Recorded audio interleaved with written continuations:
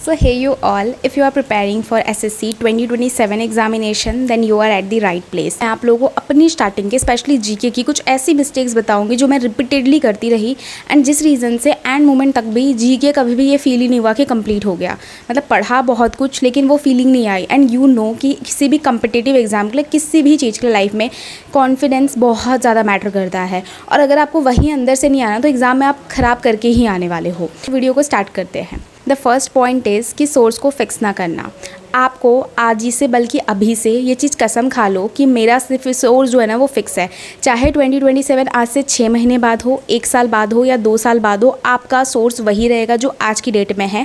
चाहे कितने भी नए टीचर आ जाए, कितनी भी न्यू बुक्स आ जाए मार्केट में, कितने भी न्यू चीज़ें आ जाए, बट बेस तो यही रहेगा ना। चाहे एडिक्विटी आ गई लेकिन जो बेस था वो वही था, कुछ चेंज नहीं हुआ। क्वेश्चन पूछने का बस तरीका बदलता है, ठीक है। तो आपको अपना सोर्स फिक्स रखना है। आज आप जिस भी टीचर से पढ़ रहे हो आपने उनके नोट्स बना लिए, बस करो। हाँ, ये करना कि एसएससी या कोई भी जो एग्ज़ाम है, स्पेशली एसएससी कोई भी न्यू एग्ज़ाम करा रही है, उनके जो न्यू क्वेश्चंस हैं उनको ज़रूर एक बार लगाओ ताकि आपको अडेप्टिव रहो, आप न्यू ट्रेंड से फैमिलियर रहो। बट स्टिल आपको सोर्स नहीं चेंज करना, फिक्स रखना है। स्पेशली स्टैटिक जीके के लिए, लाइक मुझे आज भी याद है जब स्टार्टिंग में मैंने स्टैटिक जीके पढ़ना शुरू किया था, डेट टाइम मैंने जैसे एक पर्टिकुलर, मतलब उस टाइम पे मैं बुक प्रीफर नहीं करती थी, जो कि मुझे लगता है मेरी सबसे बड़ी गलती थी। एक छोटी सी बुक्स में या किसी नोट्स में इन्वेस्ट कर लेना, that is better for the specially static GK. Static GK lecture से करने वाला काम नहीं है, बट स्टिल बना लिए।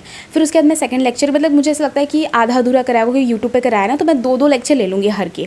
तो मैंने दूसरा लेक्चर लिया, उसमें उन्होंने काफ़ी ही डिफरेंट चीज़ें बता दी, अगेन नोट्स बनाए एंड मैं बहुत कंफ्यूज हो गई। कभी वो चीज़ जीके कंटिन्यू मेरी हो ही नहीं पाई, स्टैटिक जीके इस तरीके से। फिर उसके बाद मैंने एक पर्टिकुलर सोर्स से पढ़ना स्टार्ट किया। अब मेरा है कि मैं उसी को ही बार बार रिविजन देती हूँ, चाहे कुछ भी हो जाए, मैं अपना सोर्स चेंज नहीं करती। अब यही आपको करना है। आपको स्टैटिक जीके का स्पेशली सोर्स फिक्स रखना है। ऐसा सब्जेक्ट है जिसमें आपको सेलेक्टिव स्टडी करने की ज़रूरत है। अगर हम बहुत सारा सोर्स लेंगे तो वो तो ना याद रहेगा। और देखो एग्जाम में ना आपको 100% स्टैटिक जीके करना ही नहीं होता। एग्जाम में कुछ क्वेश्चंस होते हैं जो छोड़ने के लिए ही होते हैं। इफ़ अगर आपके पास सोर्स डिसाइडेड है, कंटिन्यू करो, उसके साथ ही जाओ, कोई चेंज करने की ज़रूरत नहीं है। But if you are the one जिसने स्टैटिक जीके के लिए अभी तक एक पर्टिकुलर सोर्स या पर्टिकुलर नोट्स में इन्वेस्ट नहीं किया, then I can suggest you Agrawal exam card. ये बुक के ना कवर देखते ही आपको वरुण अवस्थी सर दिख रहे होंगे, इनका नाम लेते आप निश्चिंत हो जाओ कि बुक के कंटेंट में तो दम होगा ही होगा। खैर, अगर बुक की मैं बात करूँ तो ये बुक में काफ़ी सेलेक्टिव चीज़ें दी गई है। लाइक 300 पेज में आपका पूरा स्टैटिक जीके कवर है, यानी अभी से आपके पास 27 के लिए बहुत ज़्यादा टाइम है।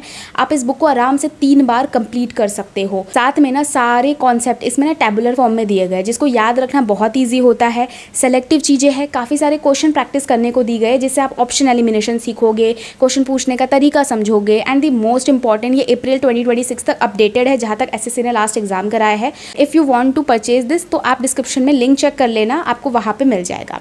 Next come to the third point. Starting में क्वेश्चंस प्रैक्टिस करने शुरू कर रहे थे, लेकिन टाइम रहते मैंने सिर्फ और सिर्फ कंप्लीटली मैं थ्योरी पर डिपेंड हो गई। आई नो बहुत सारे लोग थ्योरी के थ्रू भी कर लेते हैं चीज़ें, क्योंकि वो ढेर सारे मॉक लगाते हैं, उनको उसी में ऑप्शन एलिमिनेशन या फिर एग्जाम में कैसे आपको हर एक क्वेश्चन को पढ़ के ही उसी टाइम पे कुछ आंसर्स मार्क करने होते हैं या कितना उनका तुक्का बैठ रहा है, ये सब उनको समझ आ जाता है। तो या तो आप मॉक फॉर्म में या तो किसी पीवाईक्यू बुक से आप पीवाईक्यू जितना ज़्यादा लगाओ उतना बेटर है। पीवाईक्यू मतलब इससे क्या ना अपना रिटेन भी होता है। लाइक आपने पर्टिकुलर टॉपिक पढ़ा, फिर आप उसके क्वेश्चन, तो आप वो पीवाईक्यू लगा लो, आपको पीवाईक्यू करने में ज़्यादा मज़ा आएगा, क्योंकि वो थोड़ा सा क्यूरियोसिटी होती है उसमें।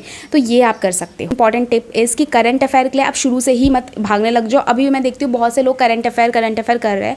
आई नो एग्जाम में भी 1 महीना है, बट पर्सनली आई फील कि अगर आपके कोर सब्जेक्ट बहुत अच्छे से क्लियर है तो एक बार एग्जाम की डेट अनाउंस होने के बाद आप 1 हफ्ते पहले भी करंट अफेयर आराम से कर सकते हो, अगर आपका बाकी चीज़ें क्लियर है तो डेट्स वाई मुझे करंट अफेयर बहुत पहले से करना पसंद नहीं है। लाइक मैं पहले करती थी कि अब शुरू से ही करंट अफेयर करो, डेली करने, क्योंकि वो बहुत ही अनप्रेडिक्टेबल है। मतलब अगर जीके का सब्जेक्ट ही वैसे ही हमें वास्ट लगता है, लेकिन उसके कंपैरिजन में करंट अफेयर देखो तो कितना ज़्यादा वास्ट है। इनमें बहुत ज़्यादा टाइम इन्वेस्ट नहीं करना। या तो मेरा तो फॉर्मूला है कि एग्जाम डेट आने से पहले आप कोई भी PDF पकड़ो और उसी को 2-3 बार रिविजन कर लो, एंड उन्हीं में से आपके काफ़ी सारे ऑप्शन एलिमिनेशन से क्वेश्चन फंस जाते हैं। कुछ तो करंट अफेयर मंथ वाइज करें या फिर टॉपिक वाइज। मेरा पर्सनल सजेशन आप टॉपिक वाइज करो, डेट इज़ गुड।